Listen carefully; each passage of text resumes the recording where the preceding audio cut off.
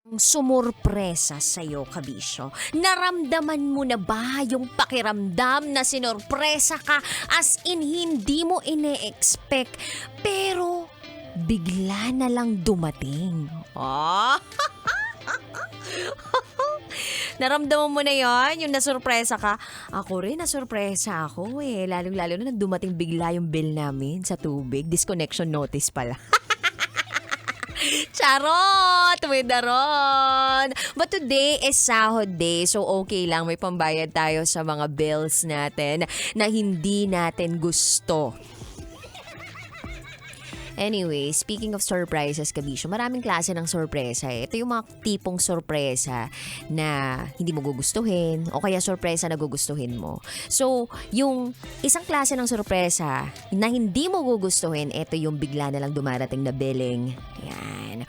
O kaya naman, bigla na lang dumadating na bisita sa inyo na hindi man lang nagsabi na pupunta. O kaya naman, sorpresa na kahit kailan, hindi mo ina-expect. Yung parang sa pag-ibig, yung love is full of surprises, magugulat ka na lang. May iba na pala siya. Boom! O kaya magugulat ka na lang, apat pala kayo. Charot with harot. Pero syempre, meron ding isa pang klase ng sorpresa na talagang nakakataba ng puso. Yung parang ginawa ni Alden Richards kay KATHRYN Bernardo. Ewan ko kung kumalat yun or nakita dumaan sa newsfeed nyo or nabalitaan ninyo yung sinorpresa ni Alden Richards, si KATHRYN Bernardo sa pag-attend nito doon sa kanyang house blessing. O diba napakaganda ng bahay ni KATHRYN Bernardo at para sorpresahin siya ni Alden Richards, pakiramdam ko meron nang namamagitan sa kanilang dalawa. Wow! Asumera na naman ang inyong mga lingkod. Parang ano lang to eh, yung pagpapakalat ng chismis na kasal na si Alden Richards at si Maine Mendoza. Kakalokan. But anyway, magandang klase o pakiramdam ng sorpresa yung ganun. Yung tipong kaibigan mo na alam mong busy, pero biglang dumarating. Yan yung mga masasarap na pakiramdam eh. Kaya ikaw kabisyo, kung ngayon ay nag-aabang ka ng sorpresa, feeling ko ako na yun. Wow!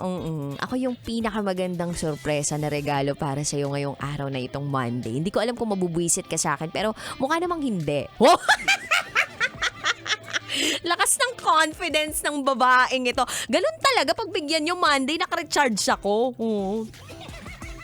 So yun lang naman kabisyo, sana feel good ka lang today at kung meron ka mang nararamdaman ngayon na paparating na sorpresa, sana maganda yang sorpresa na matanggap mo today o sa mga susunod pang mga araw. All you need to do is to believe. Kailangan pa bang i-memorize yan?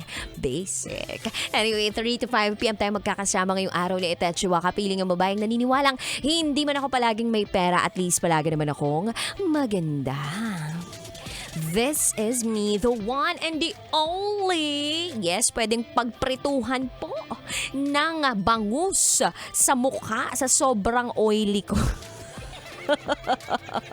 Your basa princess, literal na basa ang mukha. DJ Raqi Terra.